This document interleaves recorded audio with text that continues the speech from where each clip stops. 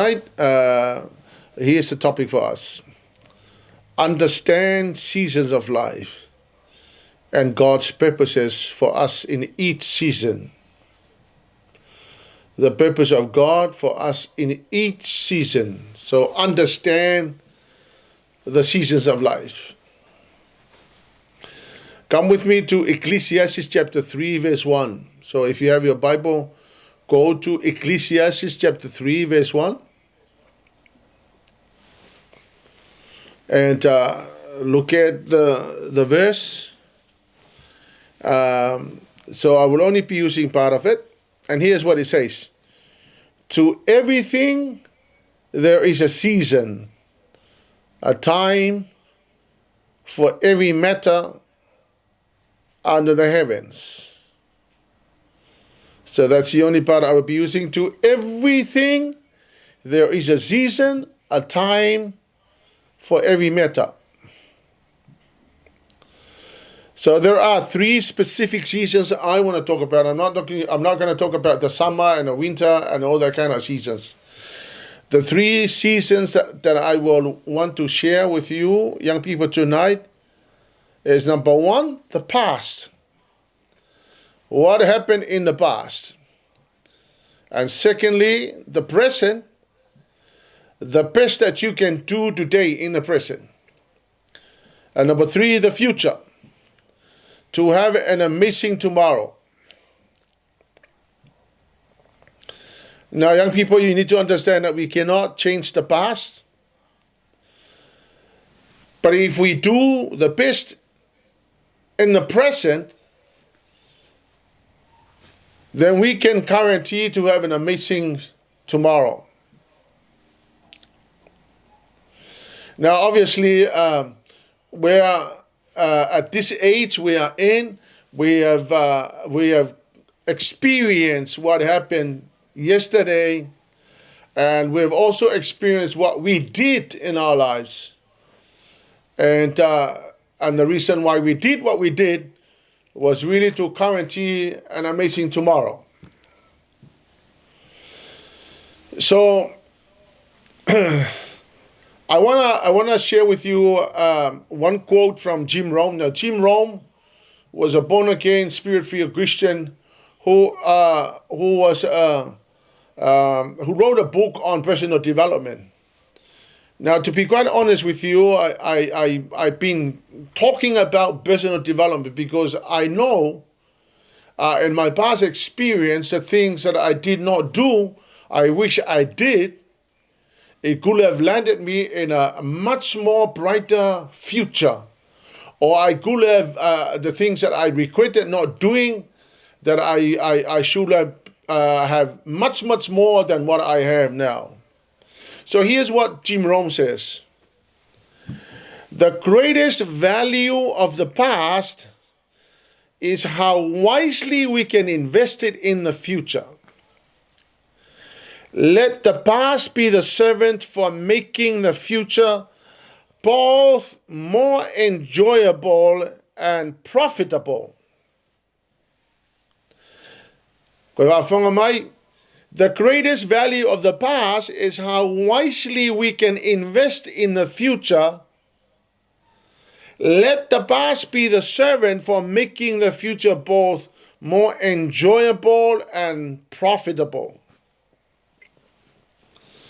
So, young people, there are many things in the past which we do not like. Regrets and disappointments and all of that jazz. But here's what Jim Rome says.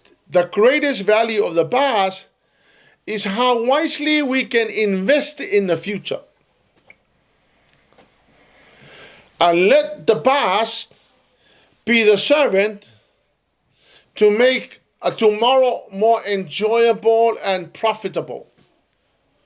So what does that mean? It means that we can learn from what happened yesterday and we can use that to create a nice tomorrow.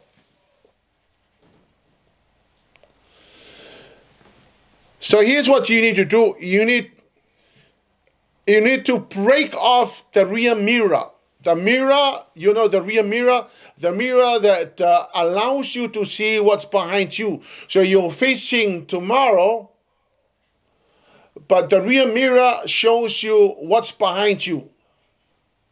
Now, what I will encourage you to do is break it off and throw it away. The reason is so that you will not be able to see the regrets and the mistakes and the things you did yesterday. Put up your hand if you understand what I'm trying to tell you. Break off the rear mirror so that you do not see the regrets and the things that you did wrong yesterday. Hallelujah. Only use what went wrong yesterday as a lesson for you so that you can invest into an amazing tomorrow so you can enjoy it. A lot of the times, for us at this age, the past mistakes and the things we did wrong yesterday, for some people, they are still trying to unravel the things that they did wrong yesterday. The impact of the mistakes and whatever is really destroying you now, the things that happened because of yesterday, hallelujah. Some people are still trying to unravel. They're still trying to suss out the mistakes of yesterday. Yeah? For some people, they dwell on what went wrong yesterday. But I would encourage you to break off the rear mirror. Only use it as a lesson. And break it out so that you don't have to dwell on the past. And let's focus on tomorrow. Now, what we have been is an established and unchangeable fact. What we have been is an established and unchangeable fact. Okay. Where you are right now, yeah, it's the result of your decisions you make yesterday. And right now, there's basically nothing you can do about it. The facts and the reality of yesterday, it's now impacting us today. But what we can yet become is an unlimited, boundless opportunity.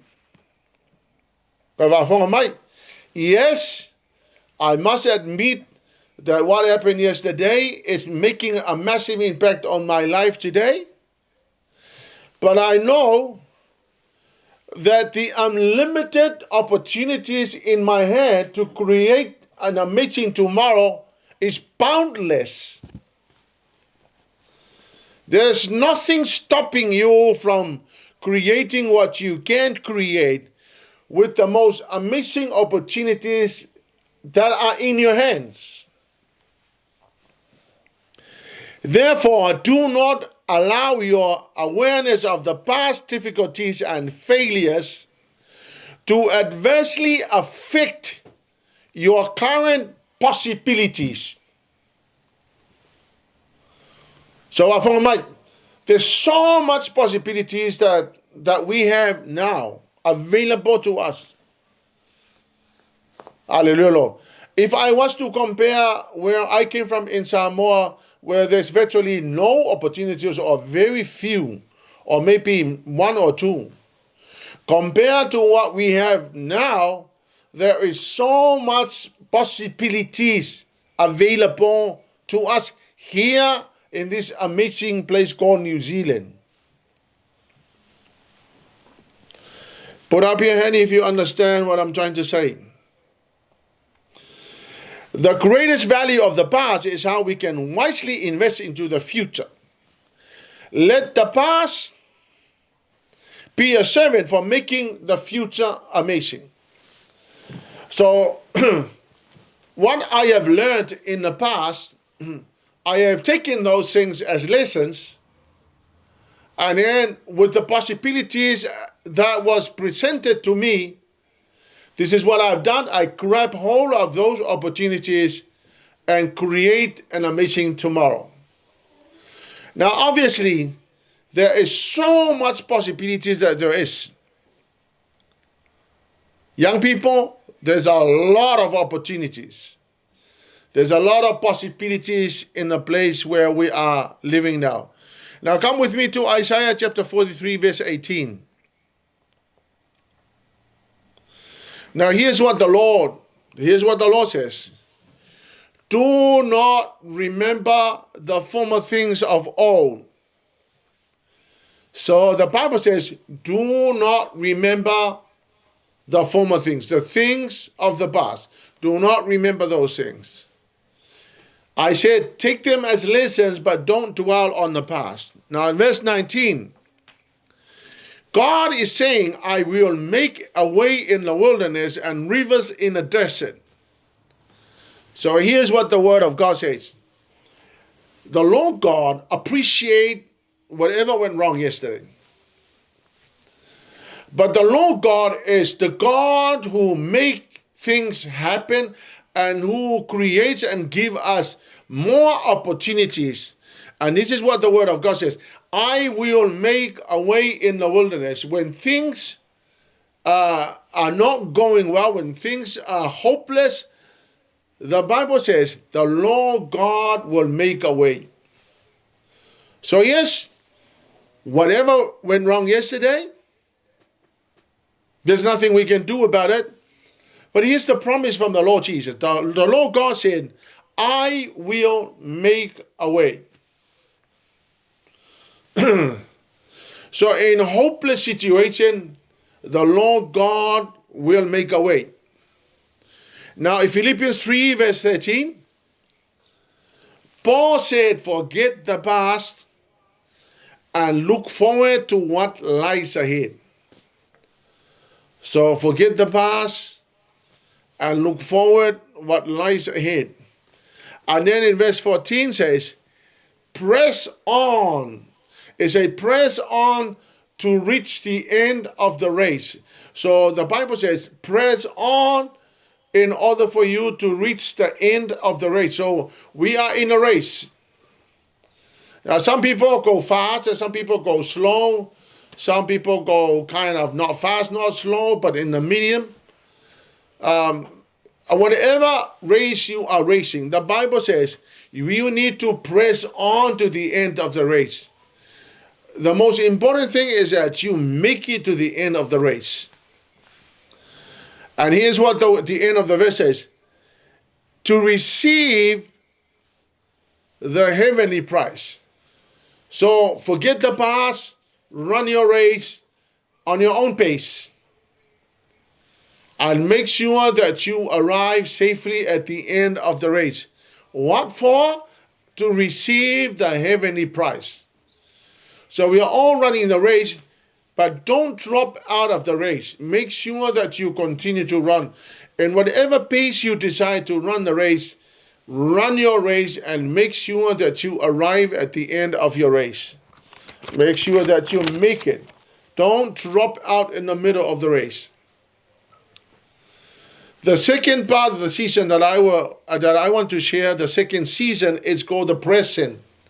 So the present season, the past season is we learn from the past, we learn from what went wrong yesterday, we can make it better or we can reform it and make a lot of changes so we can have an amazing tomorrow. But here's the most amazing possibility that is available to us, the present. The present is the season that you are in right now. What you do now will determine what tomorrow will bring. What you do now will determine what tomorrow will bring. Now, I've obviously lived 60 years old now. If I was to look back and ponder over my own life, I realized that the things that I did in the past have contributed a lot into my present right now. Now, the mistakes I make I don't want to repeat those mistakes. But the mistakes I made also helped me to be a better person now. But the other thing I realized were the things I did well in the past that landed me in where I am right now. Has taught me lots of lessons that I want to share with you. Look, I tell you what, if you ever make it to 60 years old, and you know that everything else is going down, and you don't have much energy to do anything, you will look back and you will regret the things that you did not do, the things that you thought that you were supposed to be doing, but you did not do it. So let me share with you, because my desire is for you to arrive at maybe 50 or 60, and your life is amazing. You're enjoying your life. You're going forward. You're moving forward. That's the best thing we could do, is looking down from heaven. When the Lord called us home, is to look down from heaven, and you guys are enjoying life and you're doing so well. If you ask me as a pastor, what is my desire for you? My desire is not to nag you. My desire is not to nag you. My desire is not to frustrate you. My desire is not to disappoint you. My desire is to stand on your toes so that you will be able to do something now to guarantee an amazing future. Wouldn't be disappointed if I was to look from heaven and I'm looking at the people that comes from Otahuhu, hallelujah, worship center, and they're all struggling to get somewhere. That would be very disappointing.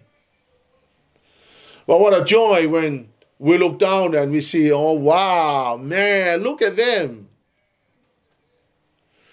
The possibilities that you have in your hand here in New Zealand is absolutely amazing. Nowhere compared to where any place in Samoa. And where I come from, I tell you what, maybe one or maybe half opportunity that was available. But we had to make use whatever was available. You have a lot here in this nation. So come with me to Galatians chapter 6 verse 7. Now, have a Bible, turn with me to Galatians chapter 6 verse 7. Now here's the word of God says. Listen, young people, what you sow is what you reap. Young people, what you sow is what you reap. So whatever you're sowing, that is what you're going to reap.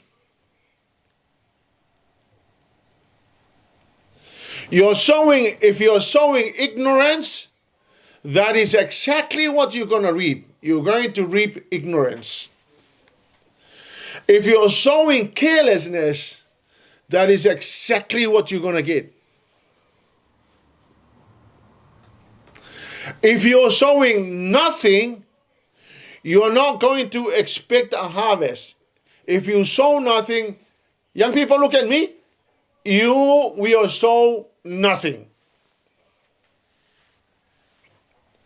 If you sow stupidity and carelessness and ignorance, that is exactly what you're going to reap tomorrow.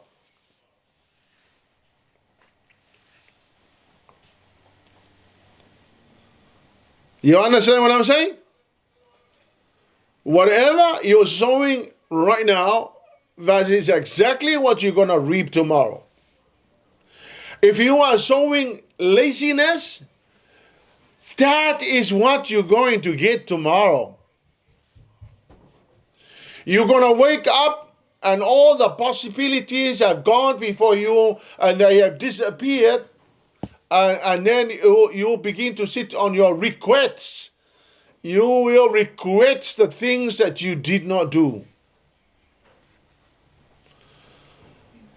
And I tell you, there's a lot of people who are sitting and all they do is say, what possibility is going past in front of them? So they go from one end to the other, and some people will catch the possibilities and they run with possibilities, and some people will just only watch the possibility go past. And some people down the line will catch the possibilities and they will run with the possibilities, and then tomorrow their future is absolutely amazing.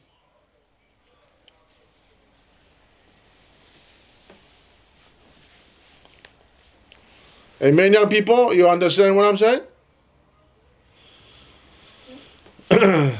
If you sow unfaithfulness, you will reap unfaithfulness. If you're unfaithful to school, that is what you're going to reap. If you are unfaithful to your job and to your boss, that is what you're going to get. Whatever you are sowing right now, you are going to reap tomorrow. Hallelujah. Even if you don't believe me, it doesn't matter. But you are going to find out yourself. You are going to find out the things that you sow in life are the things that are going to come your way when you are old like me. Hallelujah. Romans chapter 12 verse 2. Romans chapter 12 verse 2. Do not be conformed to the pattern of this world. Or in other words, let me rephrase it myself, my own translation. Do not sow into the things of the world, or do not sow the things of the world, because that's what you're going to reap. If you sow sinful life, then that's what you're going to reap tomorrow. If you sow rebellion,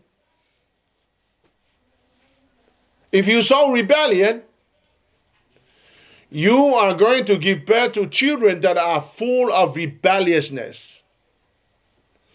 They will rebel you. I tell you, they will rebel you. You're going to have your children, and your children are going to rebel. They are going to rebel big time. Why? Because that's what you sow. That's what you sow. If you, young people, if you sow carelessness and ignorance, that's what you're going to sow. That's what you're going to reap. Whatever you sow, that's what you're going to harvest. Hallelujah. So here's my wise advice. Do not allow anybody else to design your future. You design the kind of future you want to have. Do not allow anybody to design your future. If your friend is bitter and angry and full of hatred, and you are spending much time with your friend, I tell you, that friend of yours is going to design the kind of future you are going to have.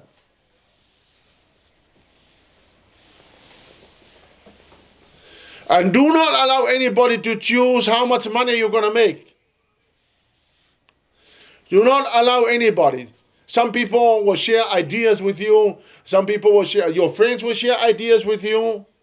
What kind of life they will have. Hallelujah. Spend enough time with those wrong friends. Hallelujah. They are going to help you design a future that you will not like.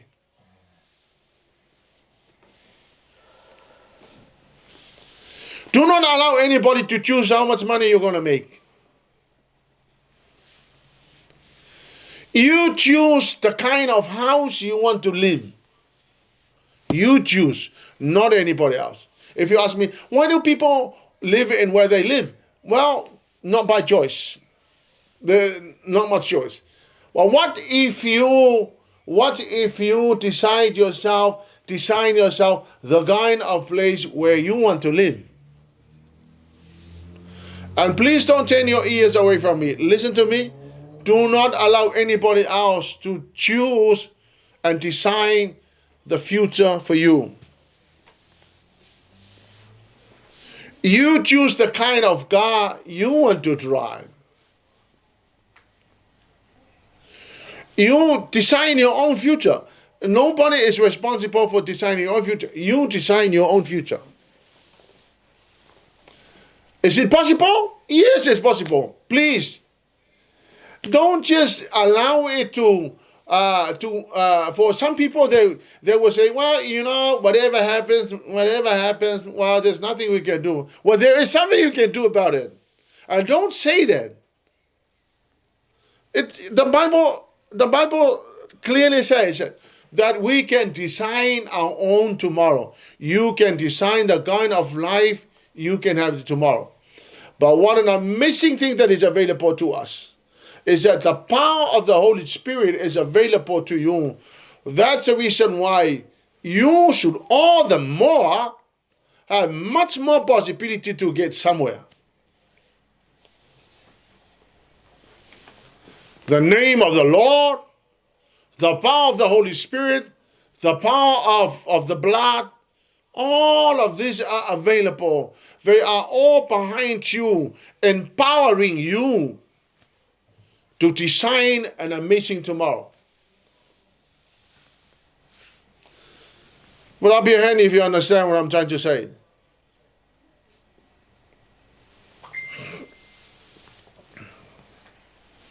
What about choosing your future partner? Some people will say, well, you know, whoever comes along, I'll just take anybody. Well, you know what? Don't do that.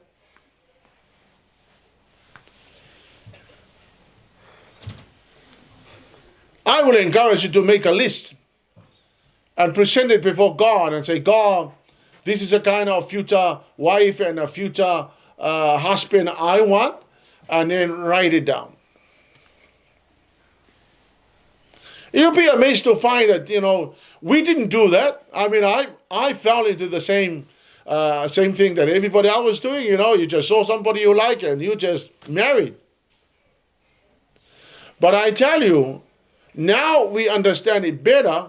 Now you can write down a list and say, I want a short husband or a tall husband. I want a tall girl, and I want a whatever. Write it down. I want someone with good characters. And write it down and give it to the Lord and say, Lord, this is what the future partner. Well, you need to design. You can design it. You can ask the Lord to help you. Because a lot of people do so well in life. They have done so much. They went to school. They study hard. They come out lawyers. They come out professionals, and then they marry somebody who is. They just marry somebody who, whatever. They just go out and marry a drunkard, and somebody who is all over the place. And with all this hard work you did in life, and now you are married, that. And all of this that you worked so hard for have completely fallen into bits.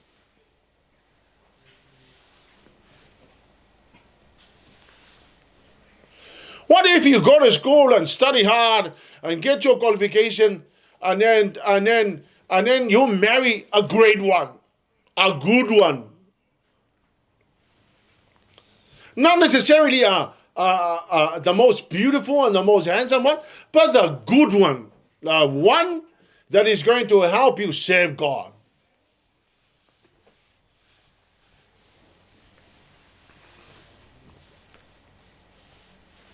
Amen? On the other side, you have done so bad in life, and then you find a good husband or a good wife, and then you bring all your problems into the marriage, and all of a sudden you're all over the place. It's destroying everybody.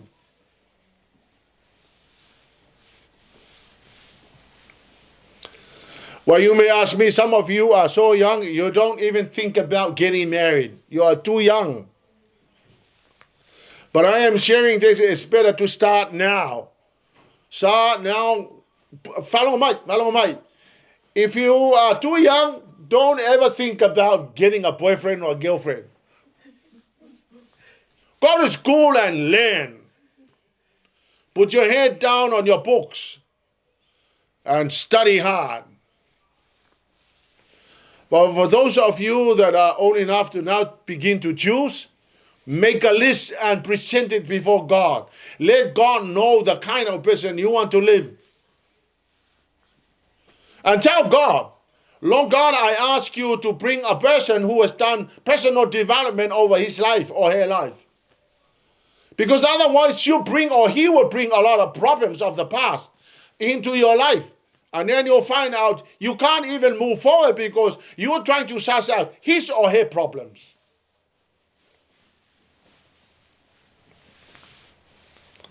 Do you understand what I'm saying?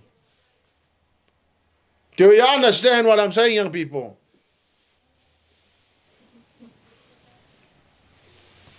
You need to remove the debris or the rubbish that you collect over the past years. Remove them. Get rid of them. Change the things that needs changing. Whatever needs changing, you need to change. If you normally wake up at 11 o'clock in the morning, well, change it to 7 o'clock or 6 o'clock in the morning. Yeah? If you've been lazy all over, well, why don't you stop being lazy and get back to work? Hallelujah. If all you do is Facebook and not study, well, then I don't know what you're going to get tomorrow. You're investing your time into Facebook and watching rubbish, and you haven't actually studied. If you're studying, put your head down on the books.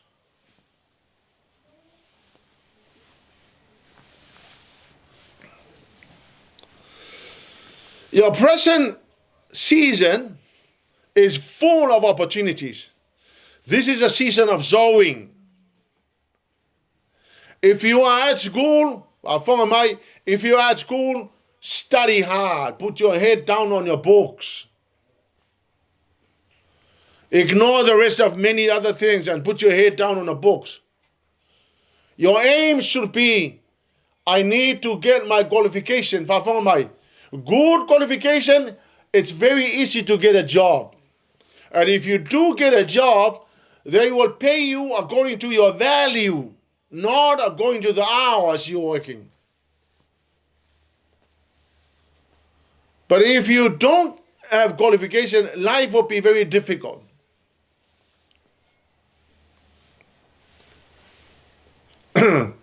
If you're at school,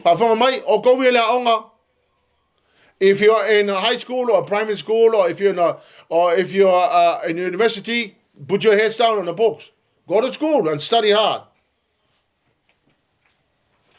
And make sure you come out with something. Enough qualification for you to get a good job. If you are working, do the best that you can possibly do. Your aim is to create an amazing future out of your job. If you're thinking of doing a business, put your head into it. Do the good job and make sure that you make it work. Hallelujah. Be the best that you can be. And lastly, the future. Psalm 37 verse 29. The godly will possess the land and will live there forever. The godly will possess the land and will live there forever. The godly will possess the land and they will live there forever. It is very clear that if you live right, the Lord God will create all kinds of situations to bring favor to you. How well you live today means that you need to dedicate your life so that you can create something amazing tomorrow. Do the best you can do now and expect a great harvest tomorrow. In Proverbs 13, verse 22, and in particular the end of the verse, here's another amazing thing. The sinner's wealth is stored up for the righteous. The sinner's wealth is stored up for the righteous. So, listen, young people, you live right today. You commit to the Lord. You serve God with your heart. You create an amazing relationship with the Lord now. Here's what God is doing. While you are doing this, while you are committing your life to the Lord God is making the wicked work hard on your behalf. While you are serving God, you're committed to the Lord God is making the wicked work so hard. And their wealth will be coming to you.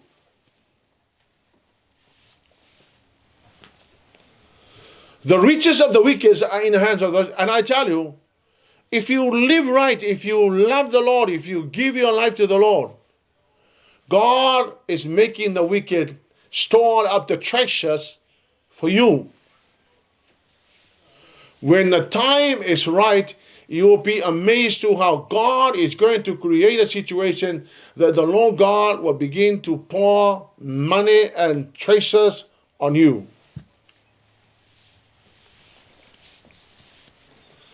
Hallelujah, Jesus. And here's another thing I've thought about these things a lot of the time, a long time. It's called spiritual legacies. Now, the reason why I say spiritual legacy is because what an amazing time for young people right now to begin to work towards creating a spiritual legacy for the next generation. Look, I tell you what, we don't wait until my age. It is now. It is now that you need to begin to create a spiritual legacy for the next generation. I tell you, it's one of the most amazing things you can leave behind when you go to be with the Lord. Live to inspire the next generation. Let your life be an inspiration to another young person next to you. Let your life be an inspiration to many other people. You have a golden opportunity to inspire somebody. The things that when you do well, you're inspiring people. And the best way you can inspire somebody is to do well. Do well in your own life. And I tell you, your life story will be an inspiration to another person. Time and chance that is available to you. Here's what I want to say. Make sure you empty your life. What do I mean by that? Well, I tell you what. When you live your life and come to the end of your life, which none of us know when. But when you go, make sure you empty out your life. You've done everything possible. You've done everything that the Lord set out to do in your life. So that the next generation shall be blessed with your life. Hallelujah, Lord. Don't just live your life and then die, and then nothing is being left behind to inspire the next generation. We all can inspire somebody in one way or another. You can inspire anybody. You can influence and impact somebody. Make sure that you empty your life. I tell you what. There are so many people that are now in the grave. And there are many books not written. There are many sermons not preached. There are many inventions that were never shared. There's a lot of things that are now buried in the ground, not being done. Why? It's because we have never thought about creating legacies and leaving behind something. You have to live your life to make sure that you inspire somebody. Live that you can leave behind something. Hallelujah, Lord. You are all capable of doing it. But the problem is that you have not heard it. Well, hear me and hear me well. you can inspire somebody and you can create a spiritual legacy and leave behind when the Lord calls you home. None of us know when it happens. And if it happens in your young age, I don't know. Well, the Lord is in control. But whatever time that the Lord has allowed you to live, make sure that you leave behind a spiritual legacy for somebody. Inspire somebody with your life. You can all inspire somebody.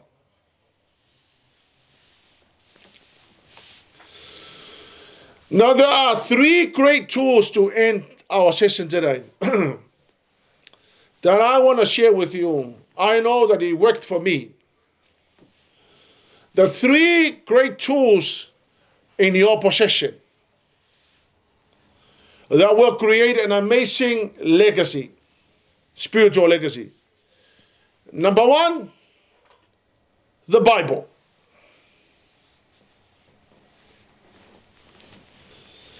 Yesterday I was watching Dr. Paul Yonggi-cho. Somebody did a tribute to Paul Yonggi-cho, who is now passed away. He has gone to be with the Lord. This man, Paul Yonggi-cho, taught a lot of lessons right throughout the world. And for me, I had the opportunity to read one of his books. It's called The Fourth Dimension. And that has never left my head. When I read that book called The Fourth Dimension, I have learned a lot of things from this man. And I tell you, Paul Yonggi-cho had the biggest, luckiest church in the whole entire world. Membership of 1 million people. But the man did so much that he inspired so many leaders around the world, including me. And I tell you, Paul is now going to be with the Lord, but he has left behind a massive legacy. Something that it still inspires so many people right now. Pastor Enes Angala has gone to be with the Lord. And I tell you what, in his life, I heard his story, and I tell you, he has gone to be with the Lord, but his life continued to live on through the inspiration that he has left behind. And all of that started from the Bible. The Bible played a massive role in these people's lives. So why not grab your Bible and spend quality time reading it? It is the best tool in your possession that is going to teach you wisdom, teach you understanding, and teach you knowledge. It will help you understand, suss out your own life so you can do the best that you can do today, that tomorrow will be secure. The second tool that you have in your possession is prayer. Pray, young people. Prayer can turn things around. When things are not working, prayer will make it work for you. Prayer will help you do great things in your life. Prayer will give you much understanding and knowledge and wisdom. Prayer is talking to God. It is understanding the heart of God and the heartbeat of God. And the third one is be holy. Be holy. Live your life to please the Lord. I tell you, if you laugh at what I'm saying now, you won't be laughing at your calamities tomorrow. When problems strike, when calamity come upon you, you won't be laughing at it. Life will be tough. The things I went through in life, the lesson I've learned, I tell you, I'll never want to repeat those mistakes. It is awful, and it carries a massive impact in my own life. Be holy, young people. You know what I mean by being holy. If you know the things that is going to deter you from God, well, stop it. Turn your hearts to the Lord. Give your all to Him. Stay pure. And focus on the things that matters the most. Your Bible, your prayer life. Hallelujah, Lord. If you live well today, there'll be no issues tomorrow. You won't have any issues tomorrow. If you live well today, there are no issues tomorrow. There's nothing to sus. All you will do tomorrow is you will enjoy life. You will wake up in the morning, you will enjoy your life. But if you do not live right now, you will spend most of tomorrow trying to unravel the heartache, the pain of the mistakes we made. Hallelujah, Lord. You guys are so lucky. We've never had people that spoke life into our lives at your age. For me, it was not until when I turned 21 that I began to hear Tabasa Tavale. From when I was a child to about when I was 20 years old, it was a mess. Nobody taught us. Nobody showed us. All we knew was the things we learned from our friends. Yes, we went to church. I did not understand any sermon. So we did not know what to do. And so what do you expect? Do you expect messy lives? I remember in my first year in nursing school, shambles. I remember my last years in high school, I never want to talk about. Hallelujah, Lord. My second year in nursing, shambles. No idea what to do. There was no teaching. There was nobody taught us. Nobody helped us. We had no idea. There was no teaching. That's why I strongly believe right now, here is the best chance for us to help you guys get better in life. I tell you, it will be the most amazing, most enjoyable thing to watch you guys do well. When we begin to see you get nice jobs, paid well, driving nice cars, enjoying life. Please understand it. Poverty is never Christianity. Never. Our God is the rich God. His name is Jehovah Jireh. Our God is not the God of troubles and restlessness. He is the God of peace. His name is Jehovah Shalom. It means that we enjoy life. He is our wisdom. He can give us wisdom to live our lives and design our own future. So that tomorrow, there's nothing to unravel. You will spend more time sleeping and enjoying life. You don't have any time whatsoever to try to unravel and sort out the issues. You'll be spending more time enjoying your life. Young people, it is my desire that you have an amazing tomorrow. I will be so looking forward to see more people graduate from university. People that will do well. And if you are working right now, I'll be so looking forward to see you one day when you come to me and say, I am now the manager, or I am now the general manager.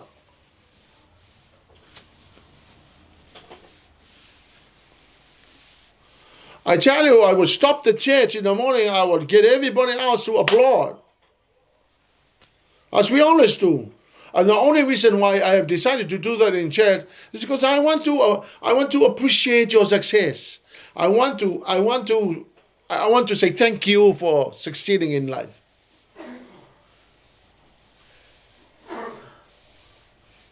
Look, I tell you what, to be honest, no parent in this world will ever want their children to do bad. Since I'm your spiritual father, I want to say this. I don't want to see you down here in the pit. I want you to see flying.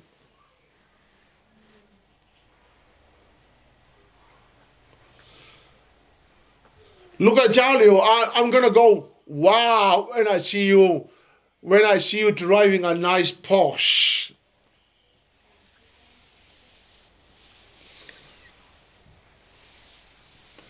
Not a hire purchase one,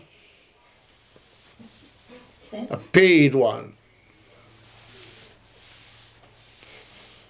I'm going to applaud when you come to me and say, well, I've completed my law degree, I've completed my teaching degree, I'm now going to be a school teacher, I'm going to be a nurse, or I'm going to be a doctor, I'm going to be somebody.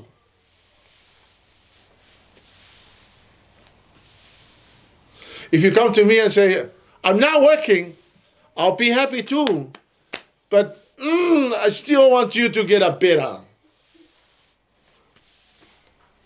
I still want you to do better. But if you're working now, I'm sure that that's the opportunity God has given you to get it better. So do a better job, and you'll come back one day and say, I'm going to manage her now. I'm the supervisor. Praise God. I'm going to clap for you. Young people, go out there and grab all the successes that you can possibly can. God wants you to succeed in life. Hallelujah, Lord. May the name of the Lord is glorified because of your successes. John chapter 15 says that when you do well, the God is glorified. The Lord is glorified. When you do well, the Lord is glorified. God bless. Let's pray. Father, I pray, Father God, that the young people, Lord, will rise up to take on the possibilities that are available to them. Lord, to make a massive impact not only on themselves, but many other people. Lord, that there would be people creating legacies, Lord, for the next generation. I pray for your blessing upon them in the name of Jesus. Thank you, dear Holy Spirit. Hallelujah, Lord. Amen and amen. 1, 2, 3. To God be the glory forever and ever. Amen.